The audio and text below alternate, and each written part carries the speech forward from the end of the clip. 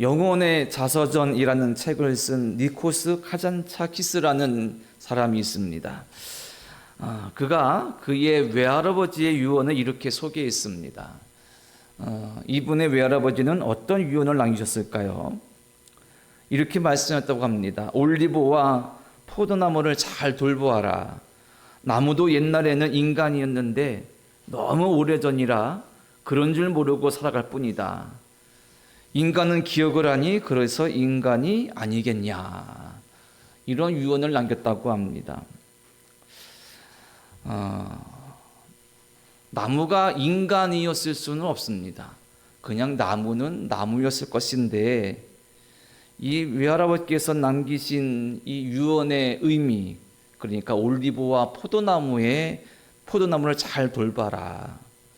이것은 아마도 이 올리브나무, 포도나무 이런 나무들이 자신의 열매들을 아낌없이 인간에게 주는데 그것에 대한 고마움을 잊지 말고 감사하고 그 나무들을 잘 돌봐라. 그래야 인간이 아니겠냐 라는 의미일 것입니다. 인간이 감사 그리고 은혜를 잃어버리면 많은 속담과 격언이 있지만 인간답지 못하다고 우리 스스로 말합니다. 예수를 믿는 성도는 감사를 아는 존재입니다. 예수를 믿는 기독교인은 감사할 줄 아는 성도입니다. 그리고 더욱이 기독교인은 하나님께 감사를 드리는 존재입니다. 벌써 다음 주일이 추수감사절입니다. 우리 권사님 기도하신 것처럼 우리가 감사할 일이 많은데 감사를 잊어버린 적도 많고 또 우리의 삶을 뒤돌아보면 감사할 내용이 별로 없는 것 같기도 하고 오히려 감사보다는 좀 불평이나 더 많은 기도의 제목이 필요하다고 생각할지도 모릅니다. 하지만 우리가 하나님께 마음을 다해 감사드릴 때에 우리의 삶의 앞날과 여정들이 더 깊은 감사로 넘치는 그러한 길로 우리가 나아갈 수 있음을 믿습니다. 그래서 우리가 진정 다음 주일 우리가 드리게 되는 추수감사절을 마음 깊은 감사로 그리고 몸과 마음과 헌신으로 드릴 수 있는 감사절 되기를 원합니다. 우리가 감사절을 준비하면서 애굽에서 가나안까지라는 주제를 가지고 말씀을 나누고 있습니다. 출애굽 여정을 보고 있습니다. 오늘 벌써 6번째 시간입니다. 제가 말씀을 쭉 준비하면서 보니 다음 주 그리고 그 다음 주까지 총 8번의 시간을 가지고 이 출애굽의 여정을 보고자 합니다. 자, 지도를 좀 보겠습니다. 오늘 우리 출애굽 여정에 대한 지도를 우리가 함께 확인해 보겠습니다. 매주 우리가 이 지도를 보고 있는데 우리가 왼쪽 상단에 이집트 애굽을 출발해서 홍해를 건너 이제 광야에 들어온 이스라엘의 여정을 함께 보고 있습니다. 그리고 우리가 한 가운데쯤에 있는 마라, 즉 마라의 쓴물을 보았고 그리고 쓴물을 달리게 하시는 하나님 역사를 보았습니다. 엘림에서 하나님께서 진정한 쉼을 주시는 것을 보았고 그리고 가장 아래쪽에 있는 시내산에 이르렀습니다. 우리가 2시간 동안 시내산을 보았습니다. 하나님께서는 이스라엘 백성에게 이 시내산에서 중요한 2가지를 주셨죠. 한 가지는 율법이었고 다른 한 가지는 성막이었습니다. 그래서 우리가 2주 전에 십계명을 중심으로 살펴보면서 율법의 의미, 왜 하나님께서 인간에게 이스라엘에게 우리에게 십계명을 비롯한 율법을 주셨고 그 의미가 무엇인지 그리고 지난 주일에는 성막에 대해서 보았습니다. 성막에서 드려지는 제사의 의미 그것이 오늘날 우리에게 예배로 어떻게 이어지는지 그리고 성막의 전통은 어떻게 오늘날 교회의 전통으로 이어지고 있는지 그리고 성막을 통해서 선포되어지고 보여지는 하나님의 은혜, 사랑, 용서하심, 속죄의 의미들을 우리가 함께 나누면서 은혜를 나누었습니다. 하나님은 이 성막과 율법을 통해서 하나님의 백성으로 부름받은 이스라엘이 하나님의 백성답게 했으려고 이 율법과 성막을 주신 것을 우리가 확인했습니다. 어떻게 보면 이제 오늘 보는 것까지 출애굽의 역사의 어떤 전환점을 맞게 됩니다. 오늘까지가 좀 단순화시키면 전반기를 한다면 이제 다음 것부터가 후반기가 될 수 있습니다. 자, 시내산에서 우리가 지난주를 봤을 때 성막을 봉헌을 했습니다. 그리고 이스라엘 백성이 이제 가나안 땅을 향해 출발하는 것까지 우리가 보았습니다. 그리고 오늘부터 이제 본문 말씀의 내용이 민수기로 넘어가게 됩니다. 자, 민수기 10장 11절에 의하면 이제 이스라엘 백성이 언약궤를 앞세우고 가나안 땅을 향해 출발합니다. 그때가 언제 하면 둘째 해 둘째 달 20날이다. 우리가 출애굽을 이스라엘에게 하나님께서 새로운 어떤 연도를 계산하는 첫 시간으로 주셨죠. 그래서 이것을 계산하면 이스라엘 백성이 애굽을 나온 지 1년 2개월 20일 만에 시내산을 출발하여 가나안 땅을 향하게 됩니다. 자, 그리고 그 사이에 이제 화면에 잘 보이실지 모르겠지만 이 시내산 바로 위에 보면 다베라가 있습니다. 자, 이스라엘 백성은 다베라를 지나고 기브로 핫다아와를 지나고 하세롯을 거쳐서 출애굽한 지 1년 6개월 만에 바람광야, 우리 한가운데 바람광야 써 있죠. 수르광야 옆에 바람광야에 도착하게 되고, 그리고 그 위에 가데스 바네아라는 곳에 진을 치게 됩니다. 가데스 바네아 위에 신광야 써 있는데 영어식 표현 보면 찐광야입니다. 밑에도 시내산 근처도 신광야가 있는데 이 신광야가 서로 다릅니다. 가데스 바네아 쪽에 있는 신광야는 원래의 좀 반을 보면 찐광야가 되고 밑에 쪽은 신광야가 있습니다. 그리고 여러 광야가 있죠. 그러니까 지금 역삼각형 모습의 이 어떤 그 시나이 반도 전체가 광야라고 보면 됩니다. 자, 이들이 가데스 바네아에 도착을 했습니다. 자, 오른쪽, 그러니까 오른쪽 상단에 조금 호수 같은 것이 보이는데 그게 뭐냐면 사해입니다. 사해. 사해 왼쪽에 보면 동그라미 하나하고 지명이 있죠. 뭐라 써 있습니까? 호르마. 그러니까 가나안이라는 글자 밑에 호르마가 있죠. 그 호르마 옆에 써 있진 않지만 우리에게 익숙한 지명이 거기 있습니다. 그게 뭐냐면 부엘세바입니다. 부엘세바. 특히 아브람, 이삭, 야곱 같은 족장들의 시대에 부엘세바가 아주 중요한 배경이 되었습니다. 이스라엘은, 즉 성경에 따르면 이스라엘 전체를 가르칠 때 이런 표현을 씁니다. 단에서 부엘세바까지. 우리 대한민국을 가르칠 때 어떤 말을 종종 쓰죠? 백두에서 한라까지. 관용적 의미입니다. 마찬가지로 이스라엘의 국토, 그러니까 가나안 땅 전체를 가리킬 때에 성경에서 사용하는 관용적 의미가 단에서 부엘세바까지입니다. 단은 가나안 땅의 최북단, 그러니까 갈릴리 호수 좀 더 위쪽을 단이라 그러고, 그리고 호르마 옆에가 바로 부엘세바입니다. 가나안 땅의 가장 최남단입니다.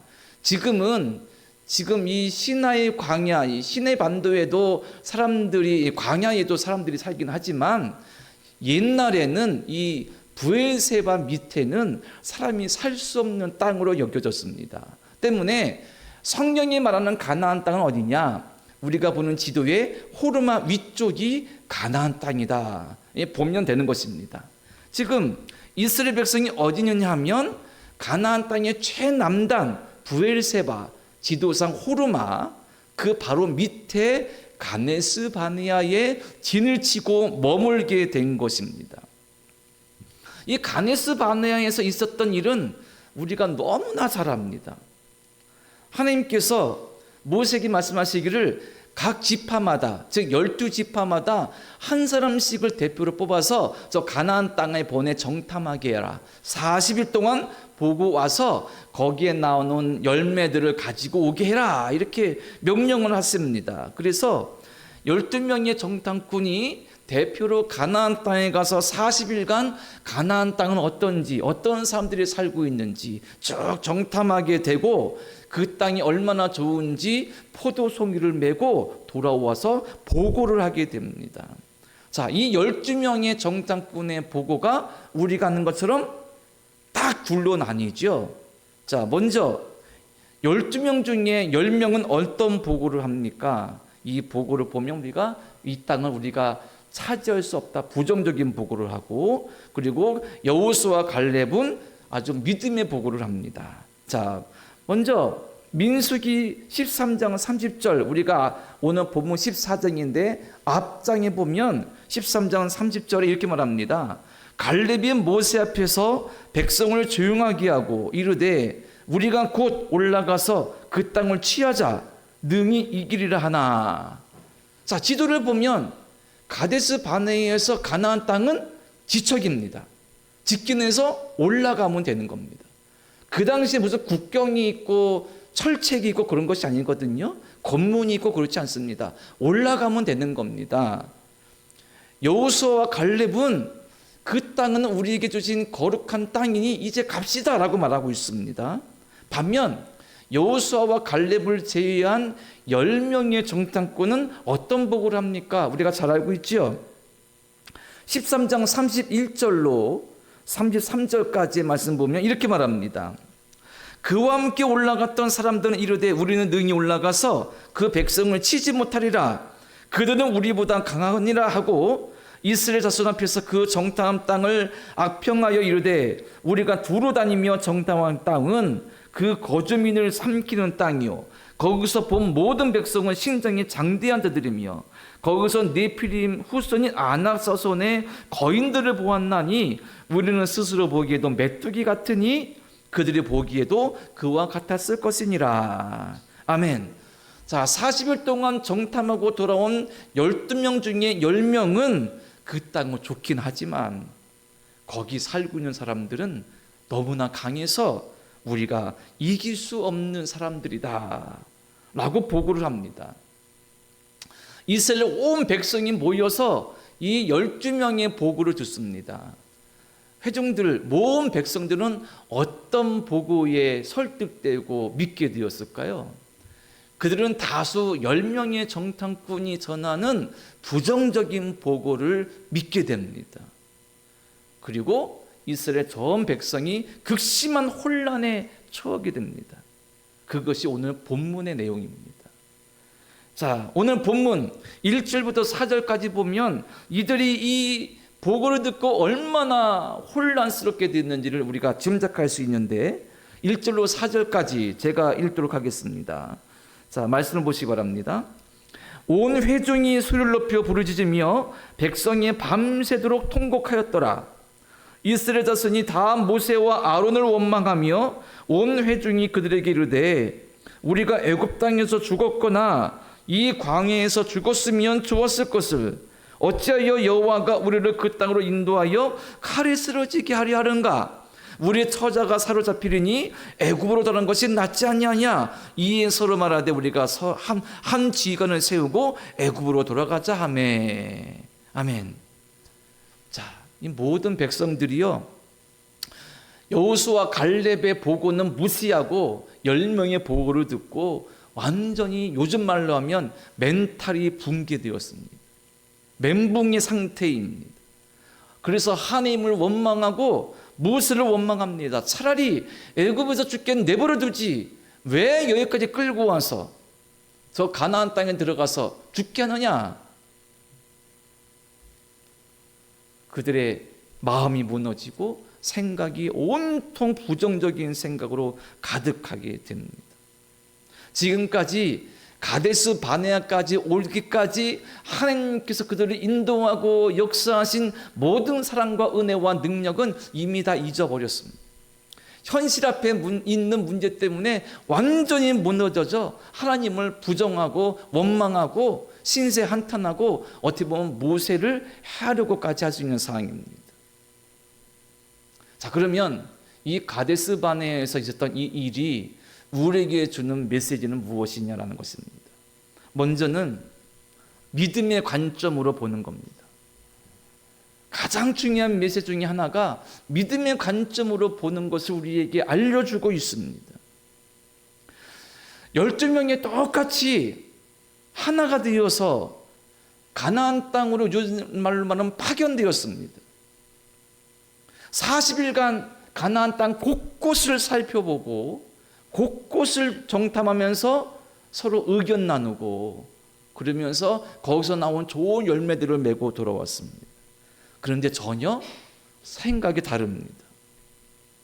본 것처럼 여호수아와 갈렙은 이제 가서 들어가면 된다라고 말합니다. 그들은 뭐라 말하냐? 여호수아 갈렙은 본문 7절 보면 그 땅은 심히 아름다운 땅이다라고 말합니다. 반면 10명의 다른 정탐꾼들은 저 가나안 땅은 좋은 땅이지만 우리가 차지할 수 없는 땅이다 라고 말하며 그 땅에 대해 악평합니다. 한번 여쭙겠습니다. 여호수아 갈렙 두 사람의 보고와 나머지 10명의 부정적인 보고 중 어느 보고가 정확할까요? 어느 보고가 맞다고 할 수 있을까요? 지형이나 상황의 입장에서 본다면 10명 정탐꾼의 보고가 정확합니다. 요즘 말로 그들이 보고한 것이 팩트입니다. 기후적으로 보고 토지를 보니까 거기는 우리가 들어가서 살기에 너무 좋은 땅이다. 하지만 상황으로 보면 거기 이미 원주민들이 다 있더라. 그들을 우리가 이길 수가 없다. 그들의 보고가 맞습니다. 정확합니다. 현실적으로도 맞습니다. 반면 그 땅은 심히 아름다운 땅이다. 우리 그리로 가자라고 말하는 여호수아의 갈렙 두 사람의 보고는 부정확합니다. 어쩌면 자기들이 어떤 개인적인 감정에 빠져서 모든 이스라엘 백성을 사지로 몰아넣을 수도 있는 위험한 생각이고 발상일 수 있습니다. 이 관점은 어떤 관점입니까? 사람의 관점입니다. 믿음의 관점에서 본다면 상황이 역정됩니다. 사람의 관점이 아니라 믿음의 관점, 믿음의 눈으로 보면 오히려 소수 2명이 불과한 여호수아와 갈렙의 보고가 정확합니다. 그리고 그것을 믿을 수 있습니다. 왜일까요?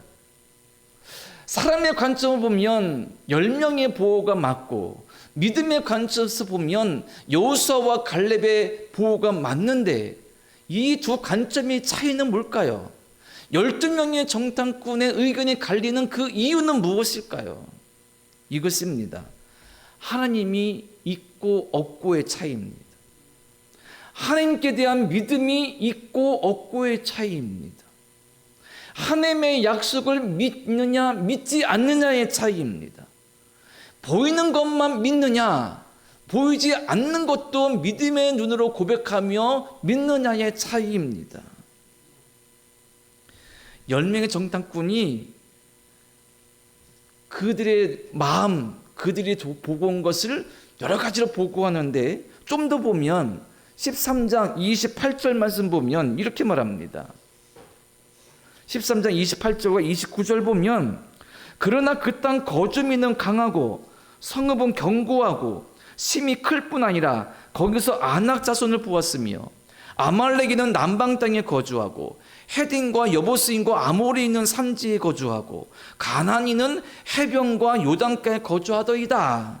아멘. 이 말은 무슨 말이냐면 말씀드린 것처럼 가서 보니 땅도 좋고 날씨도 좋고 다 좋은데 곳곳마다 다 이미 주인들이 있더라.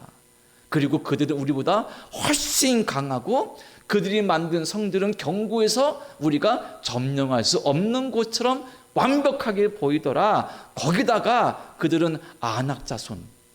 이것은 성경에 따르면 거인입니다. 거인. 어마어마하게 덩치가 큰 사람들입니다. 우리가 그런 사람들을 우리 같은 그냥 애굽에서 나와서 군대도 없는 우리가 그들을 어떻게 이기냐 이 말인 것이지요. 그러니 땅은 좋지만 우리 땅은 아니다. 반면 여호수아와 갈렙은 어떻게 말했을까요? 다시 본문으로 와서 6절로 8절까지 봅니다. 보면 6절로 8절에 보면 있습니다. 제가 있습니다. 그 땅을 정확한 정탐한 자 중 눈의 아들 여호수아와 여분네 아들 갈렙이 자기들의 옷을 찢고 이스라엘 자손의 온 회중에게 말하 이르되 우리가 두루 다니며 정탐한 땅은 심히 아름다운 땅이라. 여호와께서 우리를 기뻐하시면 우리를 그 땅으로 인도하여 들이시고 그 땅을 우리에게 주시리라. 이는 과연 젖과 꿀이 흐르는 땅이니라. 아멘. 같은 땅을 보고 어떻게 이렇게 보호가 다를 수 있습니까? 여호수아와 갈렙은 사람의 눈이 아니라 믿음의 눈으로 봤습니다. 똑같이 다른 10명과 함께 들어가서 아낙 자손도 보았고, 우리가 성경에서 이스라엘민과 싸웠던 아말렉인들의 그런 아주 과격하고 투쟁심 많은 모습도 보았고, 여부수인 아모리인 많은 사람들을 보았습니다. 가나안 땅 안에 있는 산지도 보았고, 그 안에 있는 광야도 보았고, 좋은 땅 농토도 보았고, 저 위로 올라가서 갈릴리 호수도 보았고, 지도에 보았던 사해도 보았습니다. 야, 가나안 땅 안에 옥토도 있고 높은 산지도 있고 호수도 있고 염해도 있더라. 야, 정말 하나님께서 주신 아름다운 땅이더라. 그 땅에 이미 사람들이 살고 있지만 그 땅 우리에게 주신 하나님이 주신 땅 실로 젖과 꿀이 흐르는 땅이더라. 이렇게 고백하고 보고하고 있는 것입니다. 믿음의 눈, 믿음의 관점으로 보아야 된다는 사실을 우리에게 알려주시고 있습니다. 하나님께서 우리에게 주신 땅이 있습니다. 하나님께서 내게 주신 가나안 땅이 있습니다. 내게 주실 영적 가나안 땅이 있습니다. 나의 삶의 자리, 삶의 현장, 나의 상황, 나의 소망, 비전, 꿈, 그런 것들을 과연 가나안 땅이라 말할 수 있다면 그 아름답고 소중한 가나안 땅, 내게 주신 귀한 영적 가나안 땅 안에서 바로 앞에서 이들처럼 험하게 무너져 버리는 때가 우리에게도 있습니다. 바로 가나안 땅 앞에 왔는데 무너져 버리고 있습니다. 이스라엘 백성들처럼요. 아무리 의지적으로 결심해도, 아무리 마음을 단단히 먹어도, 아무리 불안과 무서움을 떨쳐버리려 해도 되지 않아서 주저하고 포기하고 그리고 다 놓아버릴 때가 우리에게도 종종 있습니다. 어떻게 해야 됩니까? 우리에게 필요한 건 뭡니까? 믿음의 관점입니다. 똑같은 상황, 똑같은 삶의 자리, 똑같은 희망, 똑같은 기도 제목, 똑같은 비전을 함께 공유하고 함께 바라볼지라도 사람의 눈으로 보느냐, 사람의 관점으로 보느냐, 아니면 내 육안의 눈으로 보이진 않지만 믿음의 눈으로 바라보느냐, 믿음의 관점으로 생각하고 판단하느냐, 그 차이가 우리를 살릴 수 있고 우리를 진정한 가나안 땅에 이르게 하신다는 사실입니다. 세상에 어떤 사람도 사람의 눈으로, 사람의 관점으로 하나님의 모든 생각과 모든 섭리와 모든 뜻과 모든 계획을 다 알 수 없습니다. 만약 그 어느 누가 나는 하나님의 뜻을 다 안다고 말한다면 거짓입니다. 그게 죄입니다. 악입니다. 그게 이단입니다. 전능하신 창조주 하나님의 생각과 그분의 섭리와 뜻을 우리의 생각과 우리의 눈으로 다 담아낼 수 없고 다 이해할 수 없습니다. 그러기에 무슨 말이 생겨났습니까? 믿음이란 말이 생겨난 것입니다.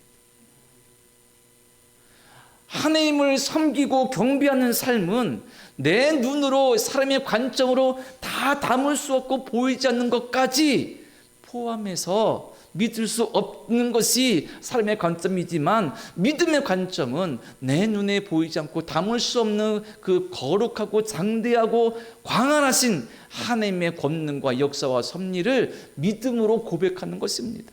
그래서 믿음이란 말이 생겨났고 주님께서도 우리에게 믿음을 권면하고 계신 것입니다.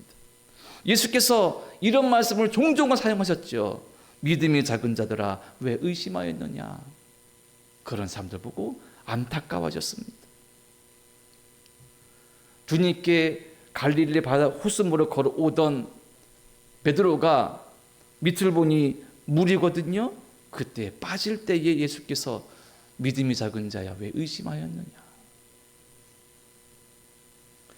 예수께서는 믿음이 작은 자들, 즉 사람의 관점으로, 사람의 눈으로 세상과 나 자신과 삶의 자리와 현장을 보면서 주저앉고 빠져들어가고 포기하고 다 눕은 건 놓아버리는 그런 영혼들을 안타깝게 여기셨고 힘을 내서 이뤄내라라고 끊임없이 권면하시고 말씀을 전하신 것입니다. 그러므로 우리는 우리의 삶을, 우리의 생명을, 우리의 삶의 자리를, 우리의 소망을, 우리의 비전을, 우리의 꿈을 믿음의 관점으로 볼 수 있도록 훈련해야 됩니다. 기도해야 됩니다. 그리고 하나님의 인도하심을 사모해야 됩니다. 여호수아 갈렙은 부정적인 10명의 보고와 그 보고에 인하여서 무너져 버린 하나님을 원망하고 온갖 죄를 범하고 있는 이스라엘을 보면서 옷을 찢었습니다. 이건 뭡니까? 옷을 찢는다. 극한 분노, 슬픔의 표현입니다. 우리는 사람의 눈으로 보는 것, 그것으로 말미암아 옷을 찢는 분노와 슬픔을 넘어서 믿음을 가지고 가나안 땅을 향해 나아가는 그러한 성도가 되어야 된다는 사실입니다.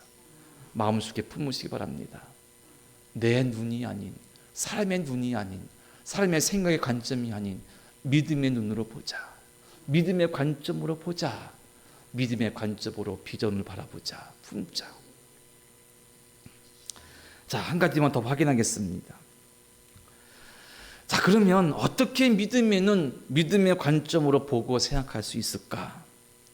오늘 여호수아와 갈렙의 말 중에 눈에 띄는 말씀이 있습니다. 우리가 읽었습니다. 8절에 보면 이렇게 말합니다. 여호와께서 우리를 기뻐하시면 우리를 그 땅으로 인도하여 들이시고, 여호와께서 우리를 기뻐하시면 이렇게 말하고 있습니다. 이건 무슨 의미냐면 우리가 하나님이 기뻐하시는 무슨 행동이나 일을 하면 이런 의미보다 하나님이 이미 이스라엘 백성을 애굽에서 이끌어내셔서 가나안 땅으로 들어가게 하시려고 이미 계획하시고 작정하셨죠. 그 계획과 스스로의 섭리와 스스로의 뜻을 기뻐하신다, 즐거워하신다는 뜻입니다. 하나님의 주권적인 역사와 섭리와 은혜는 무엇이냐면 애굽 땅에서 고통받는 이스라엘의 부르짖음을 듣고 내가 저들을 살릴 거야. 모세를 보내서 그 극심한 바로를 누르고 끄집어내서 홍해를 건너고 광야를 지나 시내산에서 약속의 율법을 주시고 경배와 예배와 구원의 상막을 주시고 가나안 땅으로 들어가게 하시는 것, 이게 하나님의 뜻입니다. 그 하나님의 뜻 자체를 하나님이 기뻐하신다. 그래서 세 번의 성경은 하나님이 기뻐하시면 이것을 뭐라 번역했냐면 주님께서 우리를 사랑하신다면, 이미 하나님께서는 이스라엘을 사랑하시죠. 그래서 출애굽의 역사를 계획하셨고 이끌어 오셨습니다. 이 자체를 표현하는 말입니다. 여호와께서 우리를 기뻐하시면, 주님께서 우리를 사랑하신다면 우리를 가나안 땅으로 인도하실 거야. 그러면 이스라엘 백성 할 수 있는 일이 뭡니까? 그냥 주신 은혜와 섭리에 따라 순종하여 들어가면 되는 것입니다. 그런데 이스라엘은 그것을 못했죠. 할 수 없었습니다. 가나안 땅 들어갈 수 없었습니다. 지금처럼 국경이 있는 것도 아니고 여권 검사하는 것도 아니고 총을 들고 군인들이 지키는 것도 아닌데 못 들어갔습니다. 왜? 40일 동안 정탐하고 오니 거기 사는 사람들이 어마어마하게 무섭거든요. 하나님은 지금도 당신의 기쁘신 뜻, 우리가 하나님을 기쁘시기 위해서 너 나를 기쁘게 했구나, 내가 너에게 그 줄게 보다, 하나님께서 우리를 향해 기쁘게 품고 계신 그 뜻과 섭리에 따라서 주님 제가 그 뜻을 따라 순종하며 나가겠습니다라는 믿음의 고백과 결단과 기쁜 신앙을 기뻐한다는 사실입니다. 어쩌면 우리도 가나안 땅 바로 앞에서 망설이고 주저앉아 있는 이스라엘 백성처럼 우리도 그럴지 모릅니다. 나의 생각과 나의 마음이 너무 강해서 그리고 나의 욕심과 탐욕이 너무 강해서 하나님께서 가지고 계신 뜻과 계획과 섭리가 느껴지지 않고 보여지지 않고 혹시 말씀하셔도 믿겨지지 않아서 주저앉고 망설이고 있는지 모릅니다. 어쩌면 하나님, 세상을 살 때요, 당신 믿으면서 말씀을 살면, 신앙을 살면 성공하지 못합니다. 망합니다. 힘듭니다라고 스스로 생각하면서 이스라엘 사람들처럼 죄를 지으며 불신앙으로 하나님을 거부하고 있는지도 모릅니다. 만약에 우리의 영적 상태, 믿음의 상태가 가네스 바다에서 주저앉아서 통곡하면서 왜 죽게 여호와서 죽게 하느냐라고 모세를 원망하고 하나님을 대적했던 이스라엘처럼 우리의 믿음이 그러하다면 본문 9절의 말씀이 우리 마음속에 다가오게 됩니다. 본문 9절에 이렇게 말하지요. 여호수아 갈렙이 말합니다. 다만 여호와를 거역하지는 말라. 또 그 땅 백성을 두려워하지 말라. 그들은 우리의 먹이라. 그들의 보호자는 그들에게서 떠났고 여호와는 우리와 함께 하시느니라. 그들을 두려워하지 말라 하나. 아주 중요한 말씀입니다. 10명의 정탐꾼, 그 정탐꾼의 말이 맞다. 하지만 그들의 보호자는 이미 없다. 그들이 믿는 신들은 허상이고 우상이다.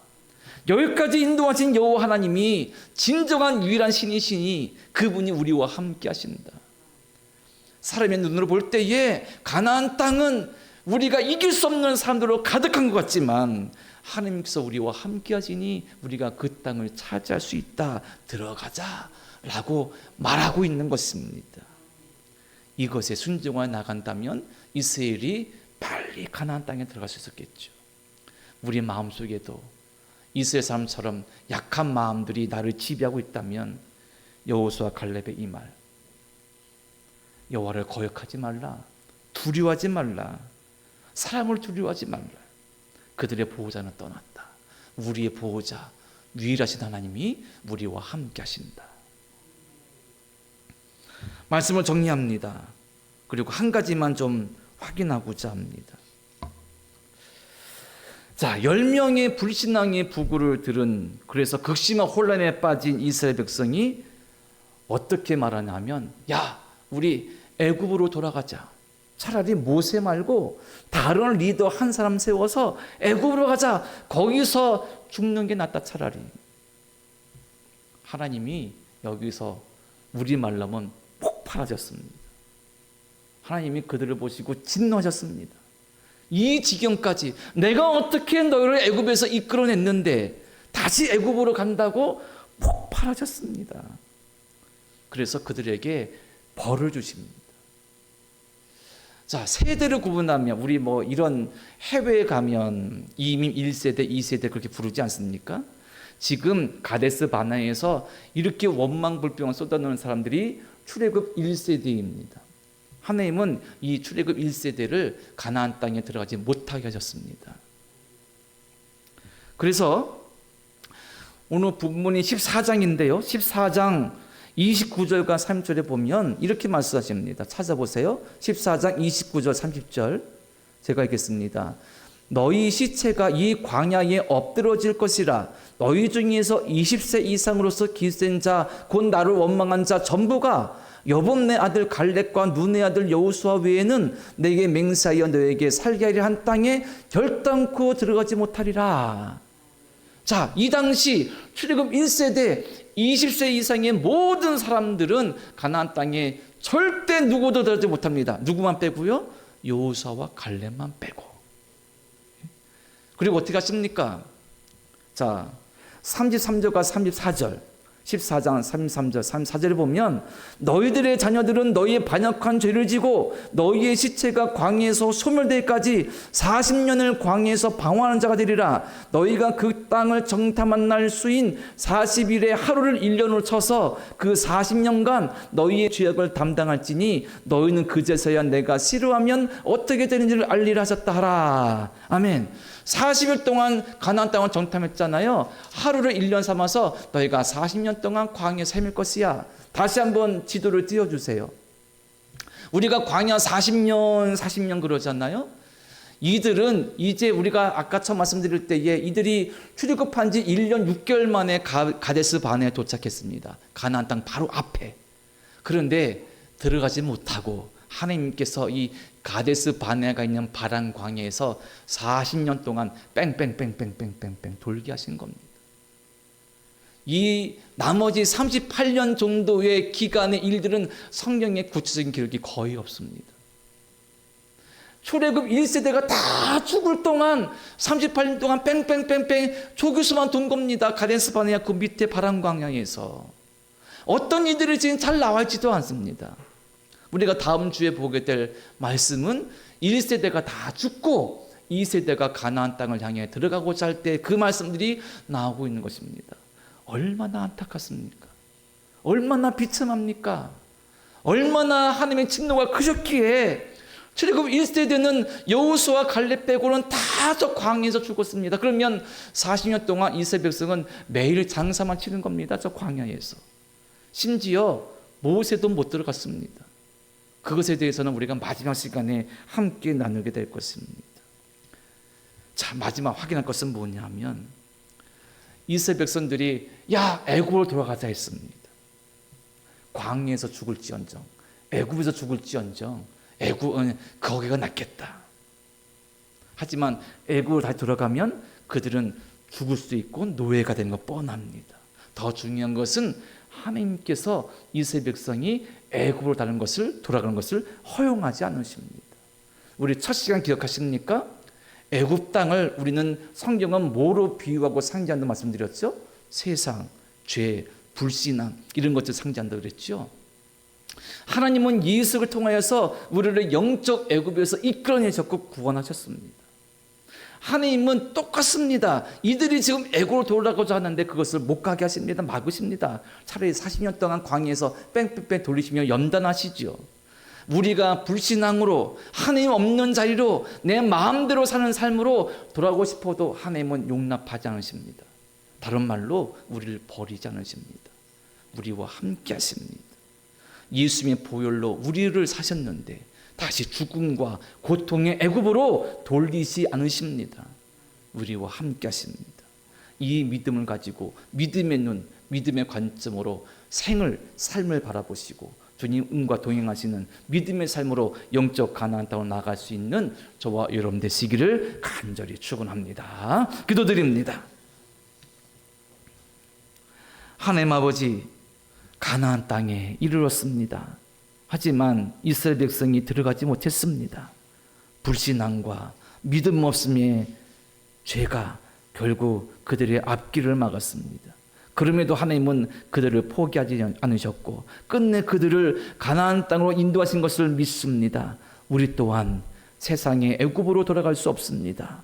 믿음 없는 하나님 없는 자리로 돌아갈 수 없습니다. 그리고 하나님께서 우리를 놓지 않으시고 포기하지 않으심을 우리 또한 믿습니다.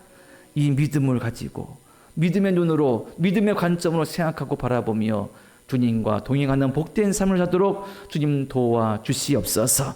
그리하여 우리도 끝내는 우리에게 주신 가나안 땅, 영적 가나안 땅에 이르도록 가나안 땅을 만들어가도록 우리와 함께 하시고 힘주시고 은혜 더해 주시고 성령의 충만함을 도와여 주시옵소서. 예수님의 이름으로 기도드립니다. 아멘.